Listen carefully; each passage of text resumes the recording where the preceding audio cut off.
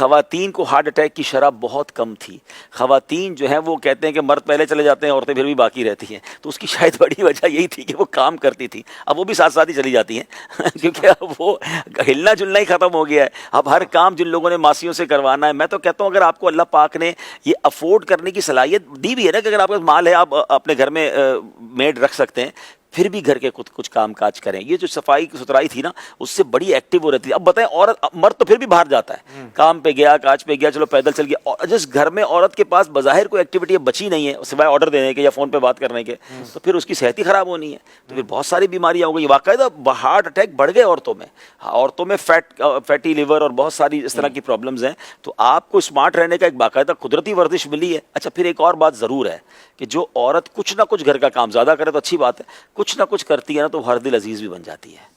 ہاں، اگر ساس سسر بھی گھر میں ہیں یا فیملی بڑی ہے، کام کرنے والی عورت، امیر علیہ سنت نے اپنی کتاب میں بھی لکھا ہے کہ پردے کے بارے میں سوال جواب میں کہ گھر والوں کی خدمت کرنے والی عورت کی گھر میں ویسی وقت. اور پھر بچے بڑے ہو کر بھی وہ چیزوں کو دیکھ کے بڑے ہوتے ہیں تو یاد کرتے ہیں. ایک اور پتہ کیا پرابلم ہو گیا ہے کہ ہمارے زمانے میں چونکہ مائیں کام کرتی تھی تو ان کی بچیوں کو شروع سے کھانا پکانے آتا تھا، صفائی ستھرائی آتی تھی، برتن دھونے آتے تھے. اب مائی کچھ نہیں کر رہی تو اس کی بچی کیا سیکھے گی؟ اور بچی نہیں سیکھے گی تو سسرال میں جا کے کیا کرے گی؟ ہر سسرال میں ضروری تو نہیں کہ ساری آسائشیں ہوں.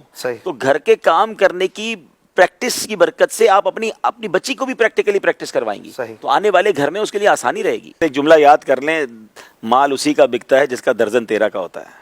ٹھیک ہے، بس یہ والی بات ہے، سمپل فارمولا ہے. درجن ساری دنیا 12 میں دیتی ہے، جو 13 کا درجن دیتا ہے نا، مال اس کا بکتا ہے. تو جو امپلائی اپنے کام سے زیادہ کام، اپنے وقت سے تھوڑا زیادہ وقت دیتا ہے، وہ فیملی ممبر جو باقی فیملی ممبر کو باقی لوگوں سے زیادہ آؤٹ پٹ دیتا ہے، تو اس کا مال بکے گا، اس کا نام چلے گا، وہ ہر دل عزیز ہو جائے گا.